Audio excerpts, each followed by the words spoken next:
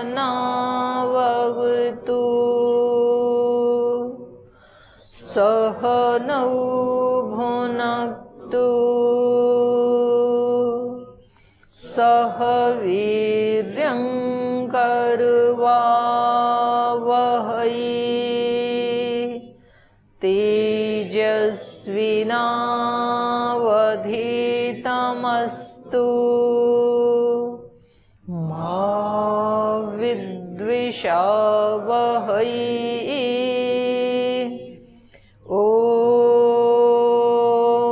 शान्ति शान्ति शान्तिः।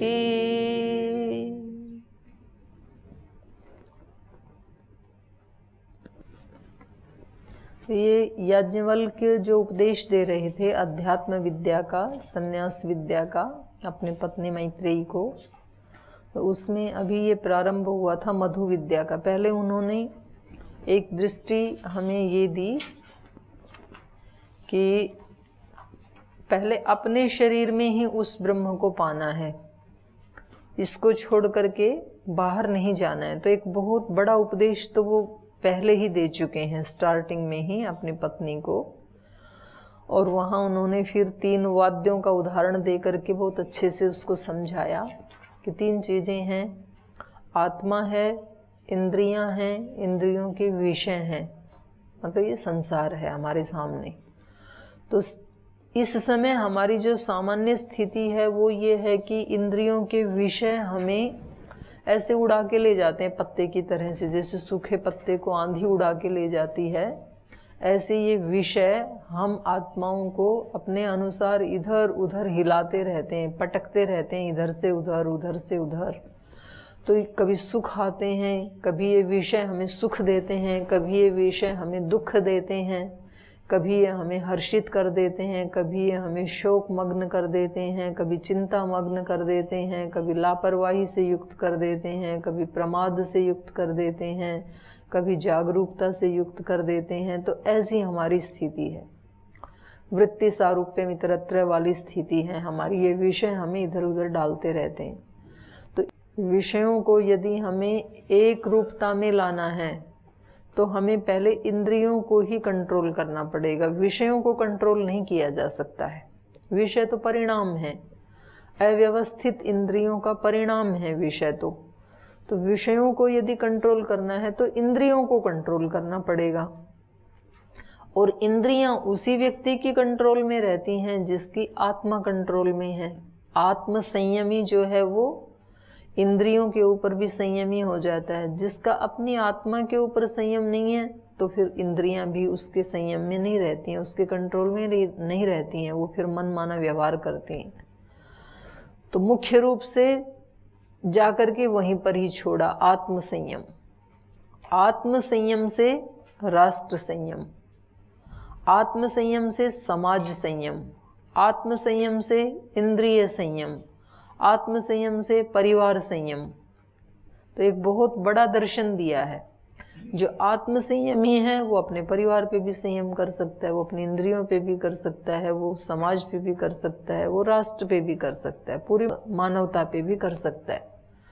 और खुद पे नहीं है तो वो किसी के ऊपर भी नहीं कर सकता है, क्योंकि सबसे नजदीक तो व्यक्ति के अपना ही अस्तित्व है ना। तो सबसे पहले वो ट्रेनिंग ले अपने ऊपर संयम करने की। और ये ट्रिक यदि किसी को आ गई तो फिर उसके लिए बहुत सहज हो जाता है और बहुत बड़ा कार्य वो इस धरती के ऊपर करके फिर लौटता है। और ये ट्रिक यदि नहीं आई तो बाहर से कितना भी पुरुषार्थ करता हुआ वो व्यक्ति दिखेगा, लेकिन वास्तव में उसके हाथ में कोई परिणाम नहीं आएगा। काल ऐसे ही बीत जाएगा। उसने बहुत काम किया, 10-10 घंटे काम किया, 16-16 घंटे का कार्य किया, 20-20, 18-18 घंटे भी कार्य किया, लेकिन रिजल्ट 0 मिलेगा यदि आत्मसंयमी नहीं है तो ये एक उन्होंने उपदेश दिया। और दूसरा उपदेश दिया उन्होंने द्वैत और अद्वैत का, कि दोनों ही पक्ष अपनी जगह ठीक हैं, इसमें कोई झगड़े वाली बात नहीं है। व्यवहार, लोक व्यवहार जो हैं वो सब द्वैत में ही होते हैं। हम किसी को देखते हैं, सुनते हैं, किसी गंध को सूंघते हैं, किसी को स्पर्श करते हैं, किसी को आदेश देते हैं, अच्छा या बुरा ये निर्णय करते हैं, ये हमेशा द्वैत में होगा। अकेले में कैसे होगा? क्योंकि दो में एक दिखने वाला, एक देखने वाला, एक दृष्टा होना चाहिए, एक दृश्य होना चाहिए, एक ग्रहण करने वाला होना चाहिए, एक जिसको ग्रहण किया जाता है, ग्राह्य, वो होना चाहिए। कम से कम दो का होना जरूरी है व्यवहार के लिए। लेकिन यदि द्वैत नहीं है तो फिर सब कुछ एक ही है। ये अद्वैत का दर्शन दिया। तो इसलिए इन्होंने कहा कि जो प्रेत्य है उसकी कोई संज्ञा नहीं होती है। प्रेत्य एक ही है, बस वो चेतन तत्व है, आत्म तत्व है, उसकी कोई संज्ञा नहीं होती है। सारी संज्ञाएं द्वैत में ही होती हैं। संसार की जितनी भी संज्ञाएं हैं, जितने भी नाम रूप हैं, वो सब द्वैत में ही होते हैं। तो ये दो बड़े उपदेश इन्होंने दिए। इसको सुन करके इनकी पत्नी के मन में थोड़ा भय उत्पन्न हुआ कि जब कुछ भी नहीं रहता है, जब प्रेत्य की कोई संज्ञा ही नहीं है, उसका नामो निशान ही मिट जाता है, तो फिर मुझे डर लग रहा है कि ये सब इतना पुरुषार्थ करने से इसका परिणाम क्या होगा। तो इसके उत्तर में इन्होंने कि मैं आपको डराने के लिए नहीं, बल्कि आपको एक आध्यात्मिक ऊंचाई पर ले जाने के लिए ये बात कह रहा था, द्वैत अद्वैत वाली। तो उसके आगे फिर कौन सी वो विद्या है जिससे ये दोनों समझ में आ जाएं, वो ये मधु विद्या है, और इसको ब्रह्म विद्या भी कहा है। इसका अध्ययन कर रही थी। तो पीछे वाले पार्ट से आपको कुछ पूछना है तो आप पूछ सकते हैं, फिर आगे चलेंगे। ओम प्रणाम दीदी। यहाँ द्वैत और अद्वैत की चर्चा चल रही थी, उसी में थोड़ा संशय है कि जब तक भक्त ईश्वर की भक्ति में लौलीन नहीं हो जाता तब तक तो उसका मेरे और तेरे का भाव बना रहता है, भावना। और जब वो अपने इष्ट में अपना हो जाता है तो अपना शुद्ध बुद्ध खो देता है, वहाँ हो जाता है अद्वैत। तो वहाँ भी तो संज्ञा होती है ना, वहाँ बोले अहम ब्रह्मास्मि, तो और वायवीय शरीर ऐसे सुनने में आता है। वायवीय में तो द्वैत है, शरीर तो जितने भी हैं वो द्वैत में, तभी तो संज्ञा हुई। द्वैत में तो संज्ञा है ही, यही तो कह रहे हैं। चाहे वो तेजस शरीर है, वायवीय है, जलीय है, पार्थिव है, आग्नेय है। वहाँ द्वैत कैसे दीदी समझ में नहीं दिख नहीं रहा है? ये अग्नि है और एक मैं अग्नि को देखने वाला हूँ, तो द्वैत हो गया ना। ये वायु है और मैं इस वायु को महसूस करने वाला हूँ, तो दो संज्ञा हैं वहां पे। और एक क्या पूछा आपने? अहम ब्रह्मास्मि। तो वहां तो संज्ञा नहीं है, ब्रह्म ही हूं, तो बस एक ही है वहां पे, तो दूसरा है ही नहीं कुछ भी। संज्ञा तो ही ना, ये अहम ब्रह्मास्मि, ब्रह्म संज्ञा नहीं, वो तो एक तो रहेगा ही, एक का अस्तित्व तो एक ही है। बाकी की जितनी संज्ञाएं हैं संसार की, वो द्वैत में ही होती हैं, ये इन्होंने बताया। एक तो रहेगा, अब उसको आप ब्रह्म भी कह सकते हैं, चेतन भी कह सकते हैं। अहम चेतनो अस्मि, अहम ब्रह्मा अस्मि, अहम नित्योस्मि। तो उसको एक को तो संजित करना ही पड़ेगा किसी भी उससे। पर बाकी की जो संज्ञाएं हैं संसार की, जो हम अभी व्यवहार कर रहे हैं, ये द्वैत में ही होंगी। अद्वैत ही हो गया तो फिर उसके लिए तो फिर वो चेतन तत्व को ही देखता है। तो ये ऐसा नहीं है कि ये प्रलय हो तब वो एक संज्ञा हो, ये सारा मिटे तब। क्या है वो सूत्र योग दर्शन का है ना, कृतार्थम प्रति नष्टम अपि अनष्टम तदन्य साधारणत्वात्। जो कृतार्थ हो गया उसके लिए तो ये नष्ट ही हो गया। नष्ट होने का मतलब ये थोड़ी है कि उसको दिखाई नहीं देगा, और भाई उसको तो ये मनुष्य भी अलग अलग नहीं दिखेंगे, सूरज चांद वायु कुछ भी उसको नहीं दिखेगा, उसको तो सब नष्ट हुआ दिखेगा, ऐसा अर्थ नहीं है। संसार है तो उसको दिखेगा, जीवन मुक्त व्यक्ति को भी दिखेगा, जिसको समाधि लग गई, जिसको साक्षात्कार हो गया उसको भी दिखेगा, लेकिन दिखते हुए भी उसके लिए वो नष्ट जैसे है।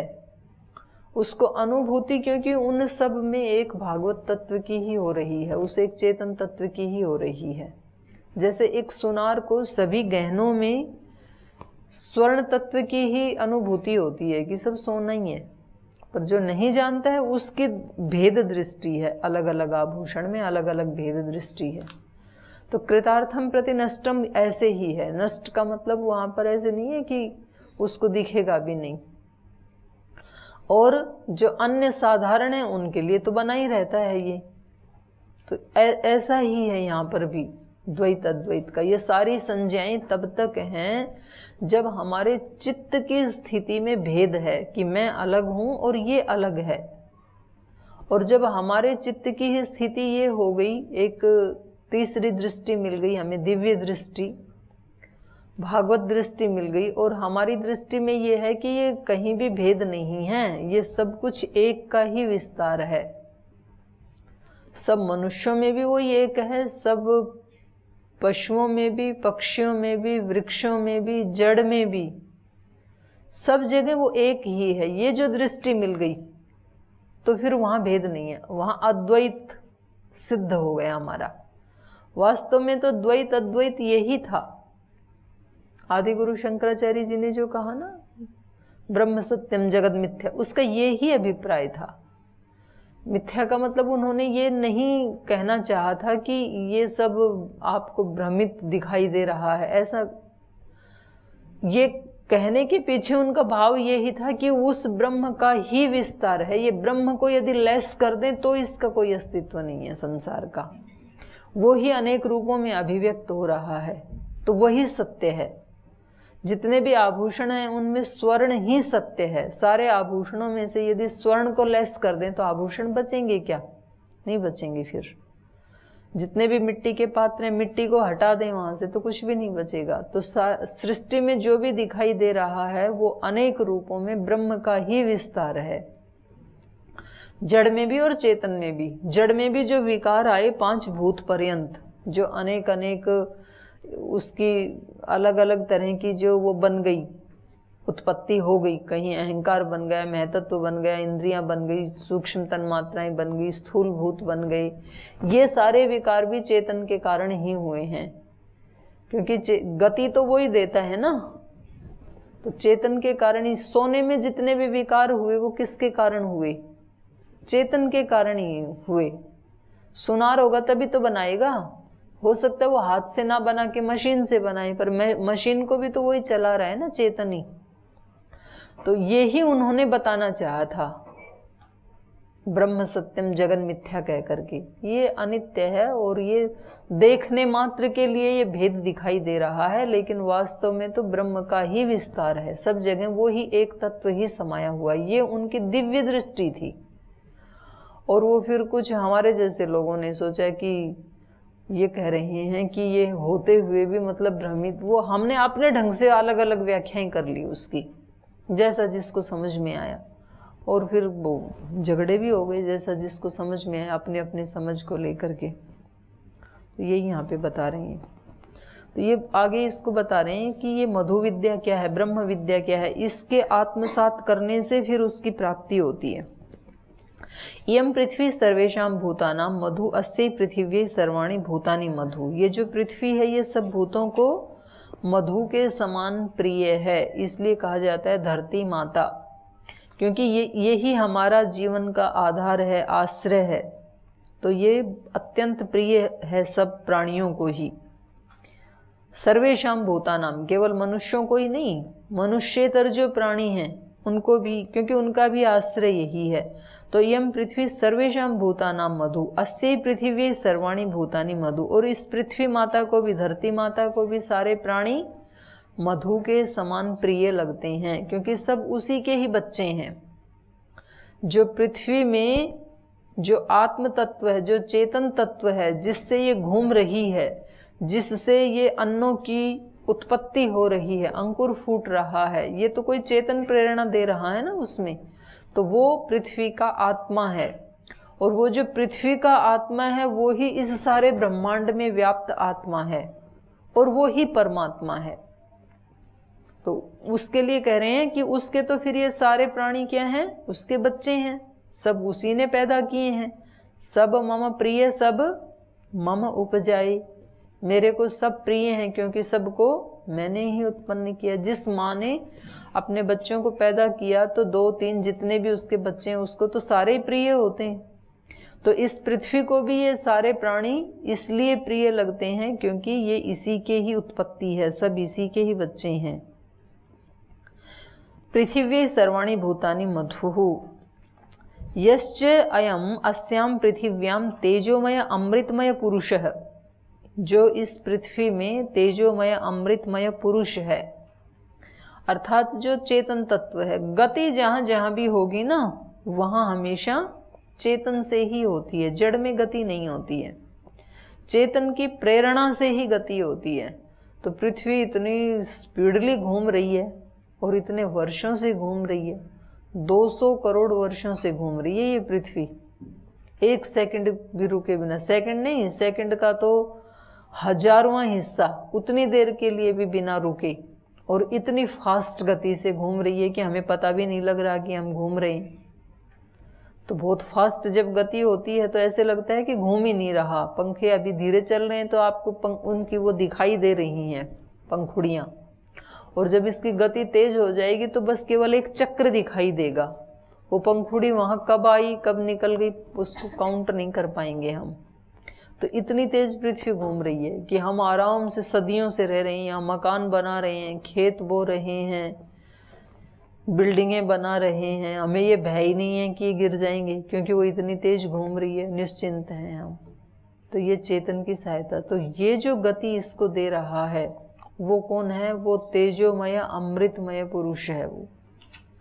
यश्च अयम अस्याम पृथिव्याम, जो इस पृथ्वी में तेजोमय अमृतमय पुरुषः, यश्च अयम अध्यात्मम शारीरः, तेजोमय अमृतमय पुरुषो अयम स यो अयम आत्मा इदम अमृतम इदम ब्रह्म इदम सर्वम। तो कह रहे हैं कि ये जो पृथ्वी जिसमें ये तेजोमय अमृतमय पुरुष है वो ही क्या है? वो सारी सृष्टि में व्याप्त, वो ब्रह्मांड में व्याप्त वो ही पुरुष है। पुरुषो यश्च अयम अध्यात्मम, और वो ही अपनी आत्मा में स्थित, अंतरात्मा में स्थित परमात्मा जो है वो भी वही है। यश्च अयम अध्यात्मम शरीर, अध्यात्म शरीर मतलब एक तो ये सारा ब्रह्मांड शरीर है उसका, और एक अपनी आत्मा में भी वही स्थित है, वही तेजोमय अमृतमय जो पृथ्वी में है। तो इसलिए इसमें श्वेताश्वतर उपनिषद में भी और वेद में भी ये प्रार्थना की ना, यश्च असौ आदित्य पुरुष सोहमस्मि इति, जो इस आदित्य में पुरुष है वही मैं हूँ। मैं हूँ मतलब आत्मा में वही है। ऐसे ही जो पृथ्वी में है वो ही सारे ब्रह्मांड में व्याप्त है, वो ही मुझ आत्मा में भी है। यश्च अयम अध्यात्मम शरीर तेजोमय अमृतमय पुरुष अयम एव स, वो ये आत्मा ही है, क्योंकि वो मैत्रेयी को उपदेश किसका दे रहे हैं? आत्मा का दे रहे हैं कि ये जो तेरा आत्मा है ये ऐसा नहीं है कि बस केवल तेरे शरीर में है, इसी का ही विस्तार है। ये पृथ्वी तत्व में, इस धरती में जो तेजोमय अमृतमय पुरुष है, जो चेतन तत्व है, वो भी यही चेतन है, और सारे ब्रह्मांड में जो व्याप्त है वहां भी यही चेतन पुरुष है। तो इसका इतना विस्तार है। सो अयम आत्मा एतद अमृतम इदम ब्रह्म इदम सर्वम, ये ही ब्रह्म है और ये ही सब कुछ है। मतलब वो एक आत्मा ही अमृत है जो कभी मरता नहीं है, और वो आत्मा ही ब्रह्म है। ब्रह्म का मतलब विराट भी होता है, ब्रह्म का मतलब ईश्वर भी होता है। ऐसे ही इमा आप सर्वेशाम भूतानाम मधु आसाम अपाम सर्वाणि भूतानि मधु यश्च अयम अप्सुः तेजोमय अमृतमय पुरुषो यश्च अयम अध्यात्मम रैतस तेजोमय अमृतमय पुरुषो अयमेव सो अयम आत्मा इदम अमृतम इदम ब्रह्म इदम सर्वम। ये जो जल हैं ये भी सब प्राणियों को मधु के समान प्रिय हैं, क्योंकि जल है तो कल है, जल नहीं है तो जीवन ही नहीं है। जल से ही मनुष्य की उत्पत्ति होती है। तो इसलिए कहा इमा आप सर्वेशाम भूतानाम मधु, ये जो जल हैं ये सब प्राणियों को मधु के समान प्रिय हैं। कोई व्यक्ति अन्न के बिना तो कुछ दिन जिंदा रह सकता है, लेकिन जल के बिना जिंदा नहीं रह सकता है। इसलिए केदारनाथ में जब वो आपदा आई और जो लोग वहाँ पर मारे गए तो वो प्यास के कारण कुछ लोगों ने दम तोड़ दिया, उनके पास पानी नहीं था पीने के लिए। तो ये सारे जल जो हैं ये सब प्राणियों को मधु के समान प्रिय हैं। आसाम अपाम, और इन जलों को भी, ये जो जल हैं इनको भी सर्वाणी भूतानि मधु, इनको भी सारे प्राणी मधु के समान प्रिय लगते हैं। यश्च अयम अपसु तेजोमय अमृतमय पुरुष, इन जलों में जो ये तेजोमय अमृतमय पुरुष अर्थात जो परमात्मा है, आसु अपसु इन जलों में, यह च अयम और जो यह अध्यात्मम आत्मा के में माने अंतरात्मा में जो पुरुष है, हमारी आत्मा में अंतर्निहित जो परमात्मा है वो, यश्च अयम आसु अपसु तेजोमय अमृतमय पुरुष है, यश्च अयम अध्यात्मम रैतसह माने वीर्य से उत्पन्न शरीरधारी, यश्च अयम रैतसह तेजोमय अमृतमय पुरुषः अयमेव सः, ये वही है, दोनों में समानता है। यो अयम आत्मा, जो ये आत्मा है, हे मैत्रेयी जो ये तेरा आत्मा है जिसकी खोज के लिए मैं जा रहा हूँ और जिसकी खोज के लिए तू जिज्ञासा कर रही है, यह तेरा आत्मा भी इदम अमृतम इदम ब्रह्म इदम सर्वम, ये आत्मा ही अमृत है, इसका कभी नाश नहीं होता है, अविनाशी है ये। इदम ब्रह्म, यही ब्रह्म है, यही विराट है। इदम सर्वम, सब कुछ यही है। अयम अग्नि सर्वेषां भूतानां मधुः, अस्य अग्नेः सर्वाणि भूतानि मधुः, यश्च अयम अस्मिन् अग्नौ तेजोमय अमृतमय पुरुष, यश्च अयम अध्यात्मं वाङ्मय तेजोमय अमृतमय पुरुषो अयमेव सो अयम आत्मा इदम अमृतम इदम ब्रह्म इदम सर्वम। तो ये जो अग्नि है, अयम अग्नि सर्वेषां भूतानां मधु, ये अग्नि सब प्राणियों को मधु के समान प्रिय है। तो अग्नि का एक दिन बताया था ना, अग्नि के अनेक रूप हैं। अग्नि मतलब भौतिक अग्नि, स्थूल अग्नि, अग्नि मतलब संकल्प की अग्नि, अग्नि का मतलब ब्रह्मचर्य की अग्नि, अग्नि का मतलब जठराग्नि, अग्नि मतलब राजा, अग्नि मतलब ब्रह्म, अग्नि मतलब अभीप्सा। तो अनेक रूपों में है अग्नि। अग्नि के बिना हमारा जीवन संभव नहीं है। शरीर में जो अग्नि ना रहे, शरीर ठंडा पड़ जाए तो शरीर को मरा हुआ घोषित कर देते हैं, शरीर ठंडा हो गया। तो इसके बिना जीवन संभव नहीं है। तो ये अग्नि सब मनुष्यों को मधु के समान प्रिय है। इसलिए जो कहते हैं आदिवासी वनवासी जो थे, जो आदि मानव के बारे में पढ़ाया जाता है, तो उसने सबसे पहले किसकी खोज की? अग्नि की ही की, पत्थरों को रगड़ रगड़ के। अयम अग्नि सर्वेषां भूतानां मधु, क्योंकि अग्नि ही अग्रणी भवति, आगे वही लेकर के जाती है। किसी भी प्रकार की आग जब होगी व्यक्ति के हृदय में, वो ही उसको आगे ले जाती है। अब जिसके अंदर संकल्प की अग्नि भी नहीं है, कुछ बनने की अग्नि भी नहीं है, कुछ सेवा की अग्नि भी नहीं है, पढ़ने की अग्नि भी नहीं है, खाने के लिए भी जठराग्नि नहीं है, तो ऐसे व्यक्ति का जीवन कैसा होगा? फिर मुर्दा जैसा होगा, वो तो एक जिंदा लाश जैसे ही होगा वो। ये अग्नियां ही तो हमें आगे जीवन में लेके जाती हैं, अग्नि अग्रणी। तो इसलिए ये अग्नि सब प्राणियों को मधु के समान प्रिय है। सर्वाणि भूतानि मधु, अस्याग्नेः सर्वाणि भूतानि मधु, और इस अग्नि के लिए भी ये सब प्राणी मधु के समान प्रिय हैं, माने अत्यंत प्रिय हैं। यहाँ मधु का इसलिए उदाहरण दे रहे हैं। यश्च अयम अस्मिन् अग्नौ, इस अग्नि में भी जो तेजोमय अमृतमय पुरुष है, जो वो अविनाशी ईश्वर है, क्योंकि ये सारी संज्ञाएं उस एक की ही हैं, तो इनके अंदर वही है छिपा हुआ। यश्च अयम अस्मिन् अग्नौ तेजोमय अमृतमय पुरुष, यश्च अयम अध्यात्म, और जो तेरी आत्मा में पुरुष है, वाङ्मय तेजोमय अमृतमय पुरुष अयम एव स, जो तेरी आत्मा में जो पुरुष है वो वांगमय तेजोमय अमृतमय जो पुरुष है वही है। स यो अयम आत्मा इदम अमृतम इदम ब्रह्म इदम सर्वम। तो वह तेरा आत्मा ही अमृत स्वरूप है, अविनाशी है, उसका नाश नहीं होता है, और वही विराट है, वही सब कुछ है। अयम वायु सर्वेशाम भूतानाम मधु। ये वायु सब प्राणियों को मधु के समान प्रिय है। थोड़ी देर भी जब हवा रुक जाती है ना तो लोग परेशान हो जाते हैं कि जी एकदम ऐसी घुटन हो गई, अब श्वास भी कहाँ से लें, कितनी देर जिया जाएगा।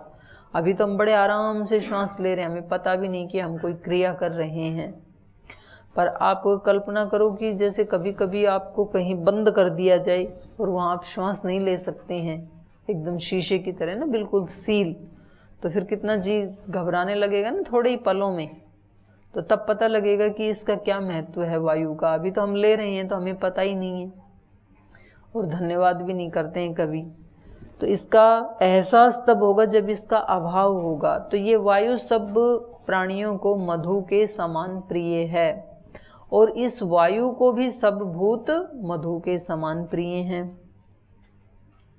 अस्य वायो सर्वाणि भूतानि मधु यश्च अयम अस्मिन् वायौ तेजोमय अमृतमय पुरुष यश्च अयम अध्यात्मं प्राणः तेजोमय अमृतमय पुरुषो अयम एव स यो अयम आत्मा इदम अमृतम इदम ब्रह्म इदम सर्वम। तो वही पहले जैसे ही अर्थ है। ये सब प्राणियों को अत्यंत प्रिय है वायु, और वायु को भी सब प्राणी अत्यंत प्रिय हैं मधु के समान। ये जो इस वायु में निहित अविनाशी पुरुष है, तेजोमय अमृतमय पुरुष है, और यश्च अयम अध्यात्मम, और जो तेरा आत्मा है, आत्मा में निहित परमात्मा है, प्राण तेजोमय अमृतमय, वो भी क्या है, तेजोमय अमृतमय है पुरुष। अयम एव सह, वो दोनों एक ही हैं। यो अयम आत्मा इदम अमृतम इदम ब्रह्म इदम सर्वम। तो ये जो तेरा आत्मा है मैत्रेयी, ये ही सब कुछ है, यही ब्रह्म है, यही अमृत है, यही सब कुछ है। अयम आदित्य सर्वेषां भूतानां मधु अस्य आदित्यस्य सर्वाणि भूतानि मधु यश्च अयम अस्मिन् आदित्ये तेजोमय अमृतमय पुरुष यश्च अयम अध्यात्म चाक्षुषस्तेजोमय अमृतमय पुरुष अयमेव स यो अयम आत्मा एतद अमृतम एतद इदम ब्रह्म इदम सर्वम। तो ये भी स्पष्ट है कि आदित्य सब प्राणियों को अत्यंत प्रिय है, इसलिए उसके उदय होते ही सब लोग उसको प्रणाम करने लगते हैं, कुछ जल देने लगते हैं, कुछ ऐसे ही उसके सामने बैठ जाते हैं त्राटक करने के लिए, कुछ आंख बंद करके उसकी स्तुति करते हैं। तो ये सूर्योदय जब होता है तो ये उगता हुआ सूर्य सब प्राणियों को अत्यंत प्रिय लगता है, मधु के समान प्रिय लगता है। और सूर्य को भी सब प्राणी बहुत प्रिय हैं, इसलिए तो वो 200 करोड़ वर्षों से जलता ही चला जा रहा है, काम सेवा करता ही चला जा रहा है। तो जो उस आदित्य में स्थित जो पुरुष है, उसमें जो अविनाशी पुरुष है, वही तेरी आत्मा में भी है। तो सारे ब्रह्मांड का चक्र लगवा रहा है अपनी पत्नी को ऋषि। यहाँ पर आदित्य तेजोमय अमृतमय पुरुष यश्च अयम अध्यात्मम चाक्षुषः तेजोमय अमृतमयी। तो ये तेरा जो चाक्षुष चक्षु में स्थित जो पुरुष है, ये तेजोमय अमृतमय पुरुष है। अयम एव सह, ये वही है जो वहाँ है ना, वो ही यहाँ पर है। सो अयम आत्मा, वही यह आत्मा है। इदम अमृतम इदम ब्रह्म इदम सर्वम। तो ये अमृत स्वरूप है, ये ब्रह्म स्वरूप है, ये ही सब कुछ है। फिर ऐसे ही ये सारी दिशाएं, फिर चंद्र, इमा दिशा सर्वेशां भूतानां मधु आसाम दिशां सर्वाणि भूतानि मधु यश्च अयम आसु दिक्षु तेजोमय अमृतमय पुरुष यश्च अयम अध्यात्मं श्रोत्र प्रातिश्रुतकः तेजोमय अमृतमय पुरुष अयम एव स यो अयम आत्मा इदम अमृतम इदम ब्रह्म। तो यहाँ 10 नंबर श्लोक तक ऐसे ही है ये। तो इसको आप एक बार पढ़ के आ जाना, तो कुछ समझ में नहीं आएगा तो उस पर चर्चा कर लेंगे।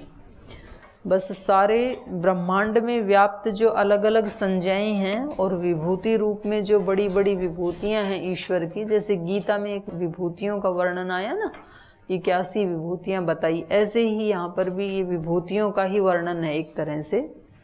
तो जो बाहर दिख रहा है वो ही यहाँ आत्मा में है, ये उपदेश दे रहे हैं ये।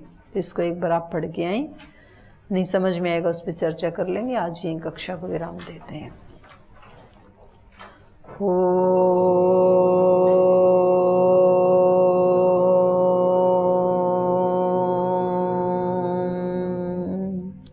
शांति शांति शांति।